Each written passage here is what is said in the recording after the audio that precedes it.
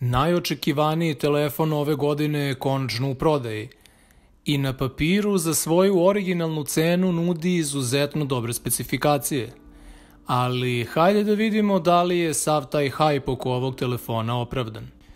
Kada je originalni SE izašao 2016. godine, predstavljen je kao iPhone 6s u kućištu od iPhone 5, to jest 5s modela.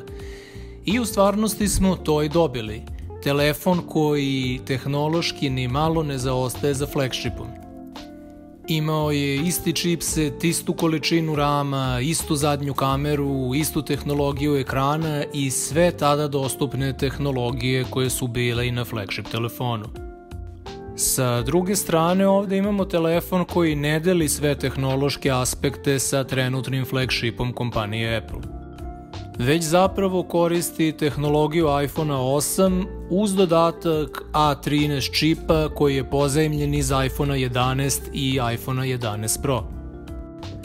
A to je trenutno i najjači čip koji se danas može pronaći u mobilnom telefonu. Što se tiče pakovanja telefona, ne treba trošiti puno reči jer su pakovanja iPhone-a gotovo identične. Moram samo da napomenem da čak i ako ovaj telefon podržava brzo punjenje, u pakovanju dobijate samo običan adapter za struju. Što se tiče izgleda telefona, to je onaj isti dizajn koji datira iz vremena iPhone 6, ali sa dodatkom staklenih leđa zbog bežičnog punjenja koji je uveden kod iPhone 8. Svakako izgleda jako lepo. Samim tim imamo home dugme sa simuliranim haptic feedback klikom i odsustvo 3,5 mm džeka za slušalice. Doduše, to je već godinama manje više standard kako u Apple, tako i u Android svetu. Ovde možete vidjeti poređenje veličine u odnosu na dizajn originalnog SE modela. I novi SE zapravo i nije toliko veći, ali čak i ta mala razlika u veličini je dovoljna da ovaj telefon ima značajno veći ekran od prethodnika. Doduše, takav ekran je i značajno manji od ekrana telefona sa novim dizajnom, ali da su se opredelili za ekran poput onih na novim telefonima, verovatno bi obesmislili iPhone 11.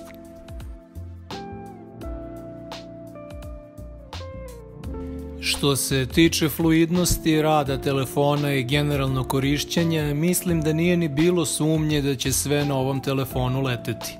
Jednostavno, kada uparite A13 čip sa ekranom rezolucije 750p, stvarno nema šta da pođe po zlu.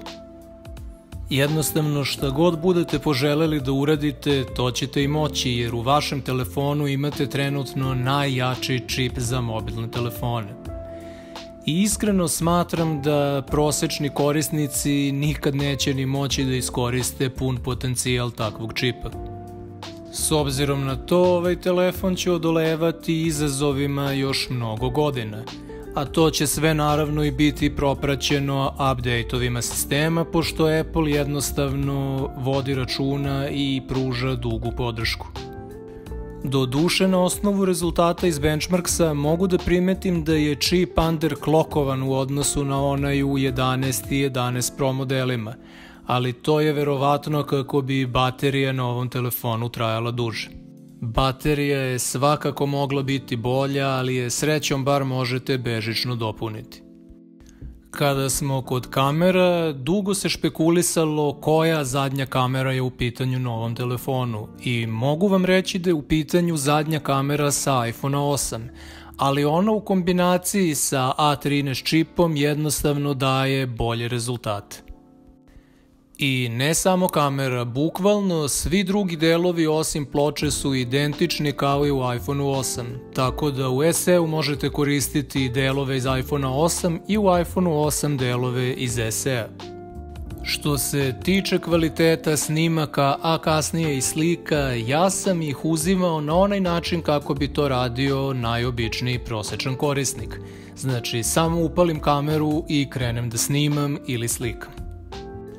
Samim tim ništa nije ušminkano ili doterano i prikazuje se potpuno realno stanje. Doduše, može da se desi da YouTube malo ubije kvalitet kada okačim videoklip.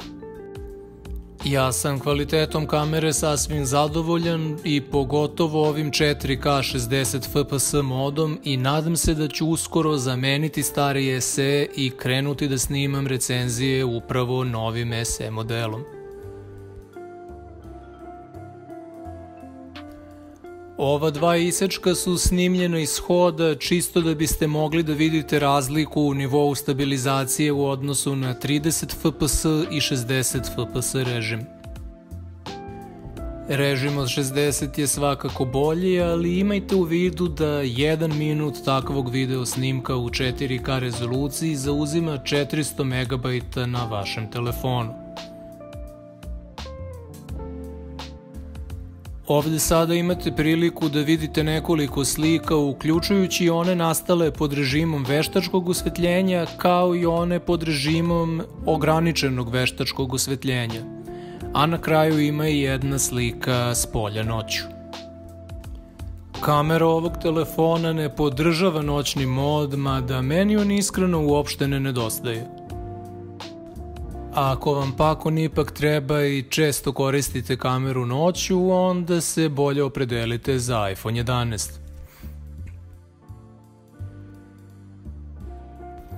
Što se tiče prednje kamere, jednostavno ne može da se poredi sa onom na starom SE modelu. Bukvalno možete da snimite vlog ovom kamerom i da se ne posramite kvalitetom snimka. Što se tiče kvaliteta fotografija, sasvim je dobar, a portrait mod radi svoj posao out of the box bez ikakvog čačkanja i odličan je za selfije. Kada je u pitanju gaming, jednostavno nema igre koja će moći da napravi problem čipu ovog telefona. Jednostavno se radi o najboljem čipu dostupnom za mobilne telefone. Ovde možete da vidite gameplay iz Real Racinga 3, Asphalta 9, PUBG Mobile-a i Fortnite. Kao što vidite, sve radi na maksimalnoj grafici i maksimalno fluidno, tako da o igrama više neću trošiti reči. Ali pošto ovaj deo sa gameplayom određenih igara traje neko vreme, mogu da napravim jedno poređenje za vreme toga. Poređenje se odnosi na to šta se 2016. godine dobijalo za $400 plus poreza, šta se 2020. dobija za $400 plus porez. U to vreme je iPhone 6s, to jest flagship, koštao $650. Isto kao danas iPhone 11 koji više nije flagship jer ima i telefon iznad. Ali to nije toliko bitno. 2016. se za tu cenu dobijao bukvalno identičan hardware iz flagshipa sa istim tehnologijama ekrana, otključavanja i sličnih stvari, dok 2020. godine dobijamo stariju tehnologiju ekrana, stariju tehnologiju otključavanja, stariju kameru koja je doduše bolja nego na nekim ranijim modelima zbog boljeg čipa, ali generalno taj čip je jedini deo koji ovaj telefon razlikuje od iPhone 8. Tako da za razliku od starog SE-a koji je bio iPhone 6s u kućištu od 5 ili 5s, ovde se više radi o iPhone 8 sa novijim A13 čipom. Ali to ni najmanji način ne znači da je ovaj telefon loš, jer on za ovu cenu sa ovakvim specifikacijama gotovo da nema konkurenciju. Zapravo on je $50 jeftiniji od iPhone 8 od koga je bolji. Jedini problem nastaje u zemljama poput naše gde ga prodaju za dosta skuplju cenu nego drugde. Za kraj mogu da kažem da se radi o dosta dobrom telefonu i da sam vrlo zadovoljan, ali da mišljenje o njemu može da varira u odnosu na to kroz prizmu koje cene ga gledate. Ukoliko posmatramo cenu u Americi, teško da ćete naći bolji telefon za ovaj novac, ali ako posmatramo cenu kod nas, već možemo da diskutujemo o tome da li ovaj telefon ima konkurenciju. Takođe je i najjeftiniji nov iPhone koji možete kupiti, a isto tako i jedini telefon novih dimenzija sa ovakvim specifikacijama. Tako da, kako stoje stvari, ima šanse da bude mega popularan. To bi bilo sve što se tiče ovog videoklipa. Ako vam se svideo, ostavite like, pretplatite se na kanal i pogledajte druge videoklipove na mom kanalu.